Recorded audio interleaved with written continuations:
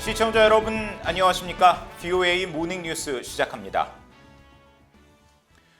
미국 국무부는 한반도의 완전한 비핵화 목표를 위해 북한과 진지하고 실용적인 외교를 추구하며 북한의 호응을 기다리고 있다고 거듭 밝혔습니다.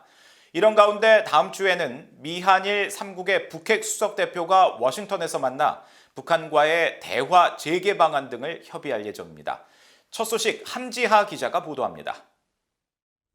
네드 프라이스 미국 국무부 대변인은 14일 정례 브리핑에서 미국의 거듭된 제안에도 불구하고 미북 대화가 재개되지 않는 이유와 북한의 제재 해제를 제한할지를 묻는 질문을 받고 기존 입장을 다시 강조했습니다. 미국 대북 정책의 목표는 한반도의 완전한 비핵화며 북한과의 직접적인 외교는 이를 위한 가장 효과적인 방법이란 겁니다. We have been very clear that we believe diplomacy, including direct diplomacy with the DPRK, is the most effective means to meet the policy objective that has emerged from a review of our DPRK policy that we completed some months ago.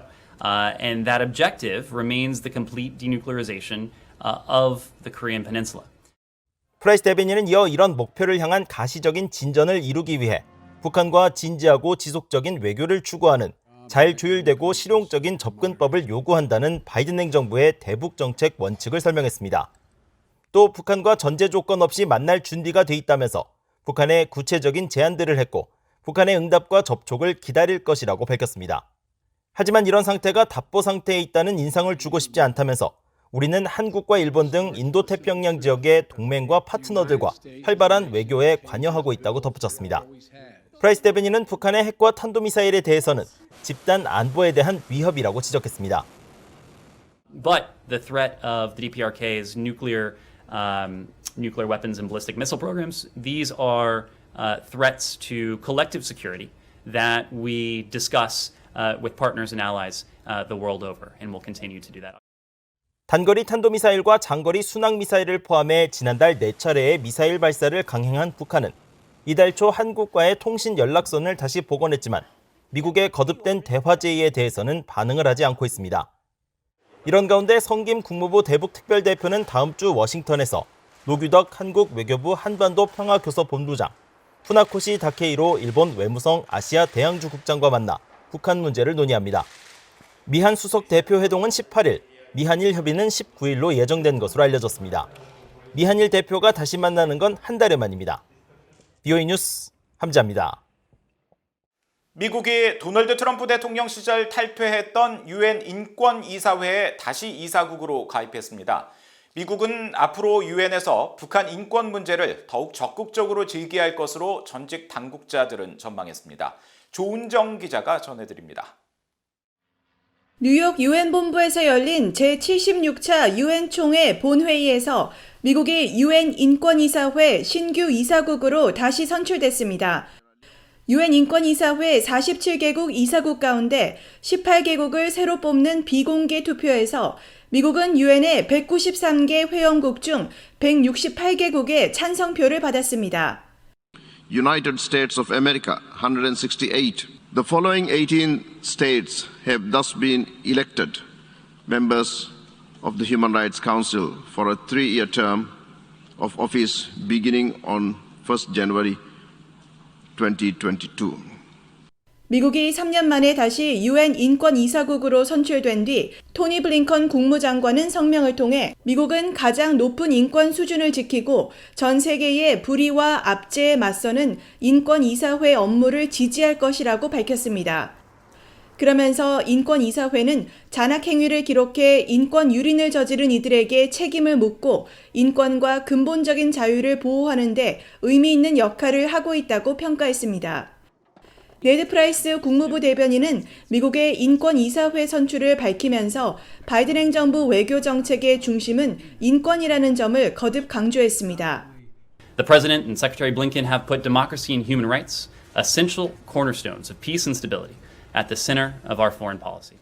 국무부에서 인권 문제를 담당했던 당국자들은 미국의 인권이사회 이사국 재가입을 환영하면서 북한 인권 문제에 대한 국제사회의 논의에 새로운 동력이 생길 것으로 전망했습니다.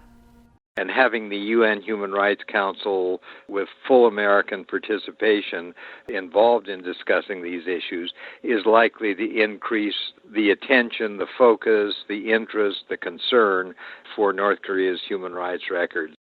The United States has in the past made statements at the Human Rights Council about human rights in North Korea, rather detailed statements. It has always supported that North Korea invite in the UN Rapporteur on Human Rights, the UN High Commissioner for Human Rights, that the North Korea engage in discussion. So this will be part of what the United States does.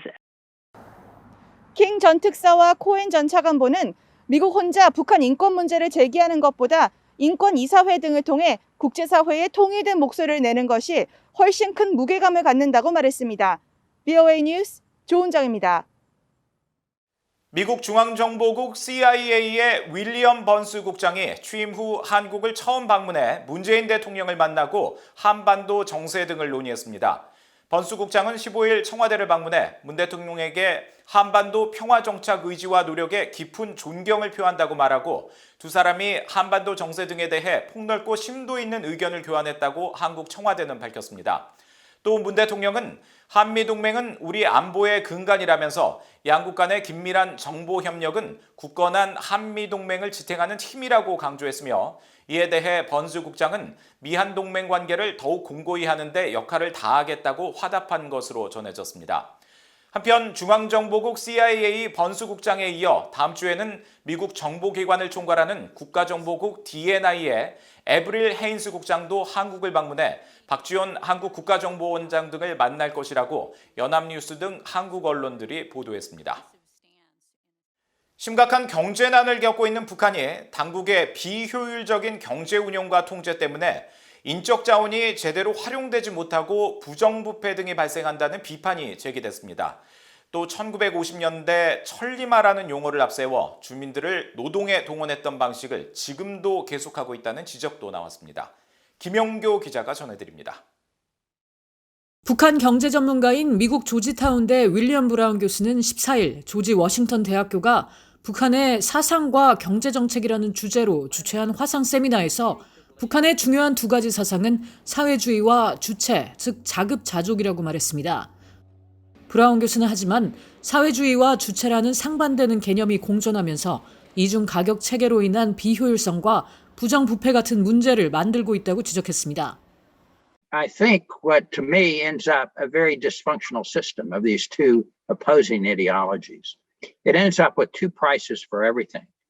And as a result, a lot of inefficiency and a lot of corruption that end up making very poor use of the country's really strong assets. Most importantly, its very strong human capital. 한국개발연구원 KDI의 유종일 국제정책대학원장은 1990년대 중후반 고난의 행군이라는 경제난 속에 시장화가 시작됐지만 경제성장과 생활수준 향상에 실패했다고 지적했습니다.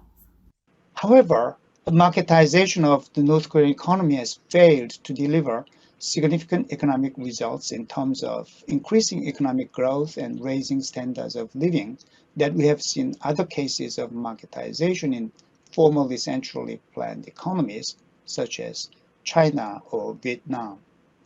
러커스 대학교의 수지김 교수는 단순한 시장의 존재만으로는 북한의 통제 경제의 근본을 흔들지 못했다며 지난 20년간 시장화로 인해 토지의 사유화나 새로운 관리제도 등을 적용해왔지만 기존의 체제는 유지되고 있다고 말했습니다.